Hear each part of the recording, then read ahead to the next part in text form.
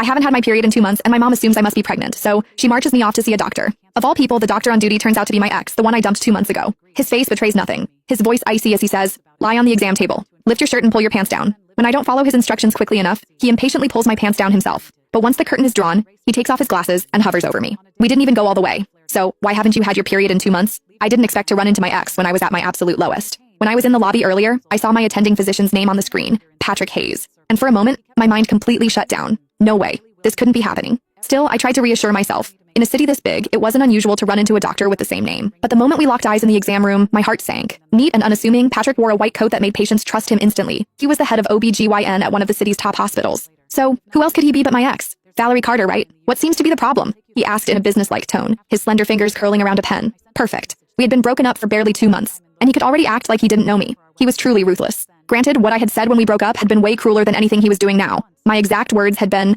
"Patrick Hayes, after today, the only way I'd even consider seeing you again is if you were lying in a hospital bed, begging me to." Now, they had come back to haunt me. We were really meeting again in a hospital, but this time I was at his mercy. He was the doctor, and I was just a patient waiting for my fate to be decided. Forget about gracing him with a visit. His schedule was completely booked, and I couldn't even snag a single slot myself. Ultimately, my mom had to fork out double the usual price and go through all kinds of trouble just to get an appointment from a scalper. Just moments ago, I overheard a group of young women leaving the clinic whispering excitedly about how handsome the doctor was. According to them, the social media hype wasn't an exaggeration. They didn't even need a prescription. Just seeing him in person was enough. He was devastatingly handsome, the kind of face that made them feel like they could live decades longer just to admire it. At the time, I was curious to see for myself. Was everyone named Patrick Hayes that good looking? Now that I had seen him, devastating was the right word. But I wasn't referring to his looks. I meant myself. I was usually sharp-tongued. However, the moment I stepped into the exam room, it was like my voice had been stolen. I couldn't say a word. My mom, of course, didn't notice a thing. She had no idea about the tension simmering between Patrick and me. Instead, she started rattling off my symptoms at full volume. "Dr. Hayes, she hasn't had her period in 2 months. Either she's pregnant or something's seriously wrong.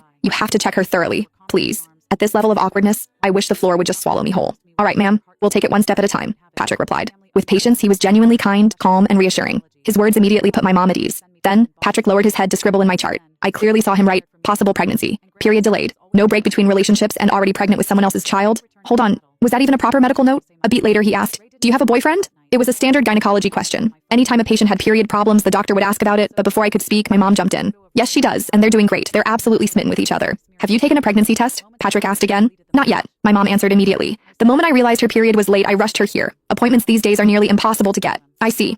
At first glance, Patrick still looked completely calm, but I had already sensed trouble. I could see his grip on the ballpoint pen tightening until his knuckles turned white. Even the pen tip had